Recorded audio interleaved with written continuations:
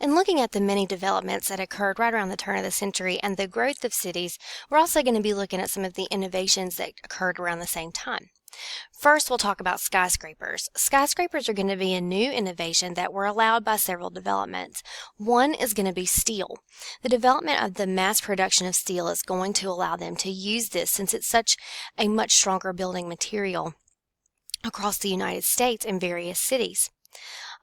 We also have the development of the elevator. That's also going to be very important in the development of skyscrapers. Think about it. What is the point in having a 100-story building if you have to walk up that many flights of stairs?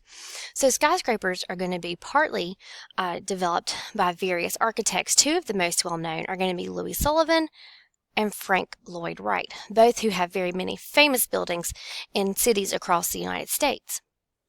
Also, with the development of more sophisticated and stronger bridges, electric transit systems, think like subways and think like the trolleys in San Francisco, that are going to allow for mass transportation. Urban planning.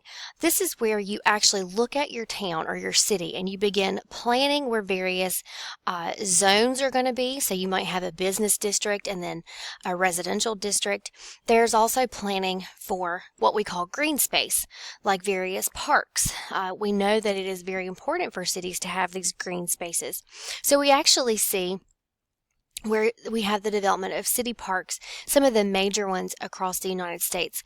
Probably the most well-known is Central Park that was developed by Frederick Olmsted. So Central Park there is in New York City, and hopefully you all have heard of that before.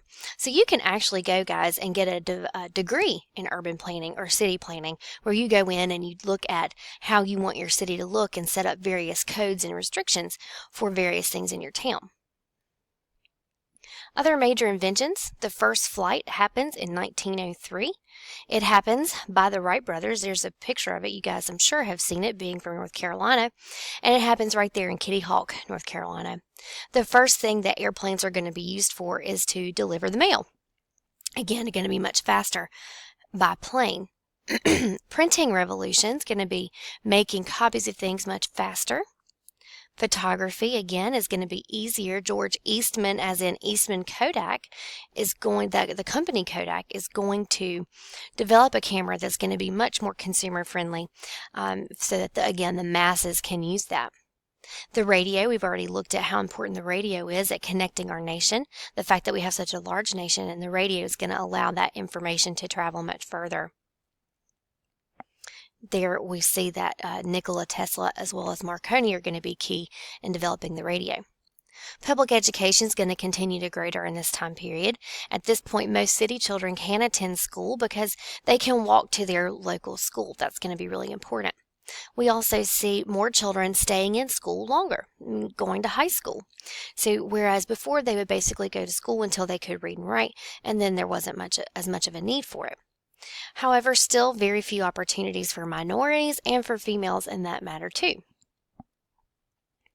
Higher education, we remember the Morrill Act. The Morrill Act was going to be that law that's going to establish agricultural colleges, basically teaching farmers how to have better practices. But there really were very few college students. Before this point in time, most people who went to colleges were going to college to become ministers or something in that type of field. But we do begin to see a change in those curriculums. Instead of it being solely on things like religion, now we're looking at more sciences as well as professional schools. So you go to learn how to do a particular trade. In literature and art, we're going to see realism. Basically, instead of these kind of fantasy paintings and pictures, we will see more realist, really depicting the reality of what's going on. We see art galleries pop up around major cities, as well as public libraries where people can go in and get access to these books. Samuel Clemens, you guys probably don't know him as Samuel Clemens. You've probably heard of him as Mark Twain, who wrote, that's the name he wrote under. And here are some of the various other authors, Stephen Crane and Jack London, at the time period, who are producing major works of art. People have more leisure time. Leisure time is going to be that free time that they have to participate in various activities. So one of those is going to be amusement parks. One of the very first amusement parks was going to be developed in Coney Island, New York. That was very, very popular. It was actually first developed by a railroad company who realized that people were using their railroads to get to and from work, but then when they had that free time, they weren't so much anymore. So they built this amusement park, something for people to do in their free time, and then, of course, put the railroad right to it so that you could get there. Bicycles. You see here is a bicycle on the left. These were the very popular ones. People also are going to be participating in various sporting activities like tennis is going to be another major one. Here is what we call a safety bicycle because you can tell it's a little safer than the other one you saw. We also see the development of major products, consumer products like Hershey bars, and also the birth of Coca-Cola and Pepsi. Other sports and entertainment are going to be baseball, boxing, vaudeville and the circus. Vaudeville is kind of like think about theater, something along those lines. Ragtime music is going to be very popular at this point in time.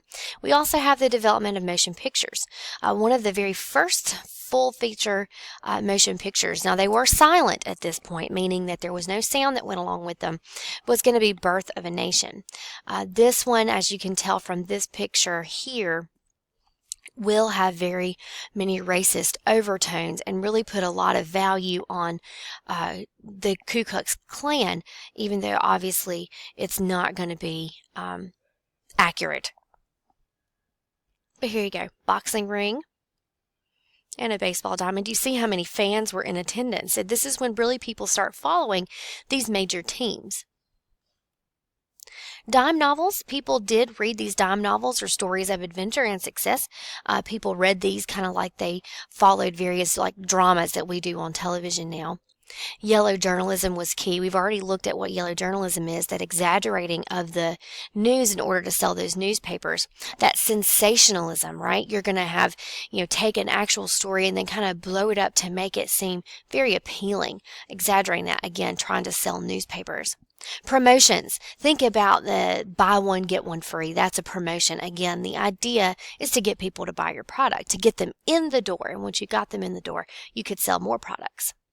Joseph Pulitzer and William Randolph Hearst were two of the most very well-known newspaper owners who both used yellow journalism to sell newspapers. We also have what we call a retail revolution. We have shopping centers pop up all across the United States where you can just go to one location and shop in various stores. We have various districts in urban areas. So basically, it would be a shopping district or a store or a business district. So it would all be in one location, again, to try to promote those various retail stores, department stores, chain stores. Think about chain stores. You can go into any chain store in any location and basically find the same products. Advertising is really going to get a jump start during this time period as well because of the whole idea that we can market our products for specific groups of people in order to sell more of them. And mail order catalogs are going to be extremely important. Not everybody lived in an urban area where they could access these all of the shopping centers and the stores. So what happened is you have mail order catalogs that are going to allow people to get almost any kind of product that they wanted, and it could then be delivered because of our mail service. So that's going to be really important as well.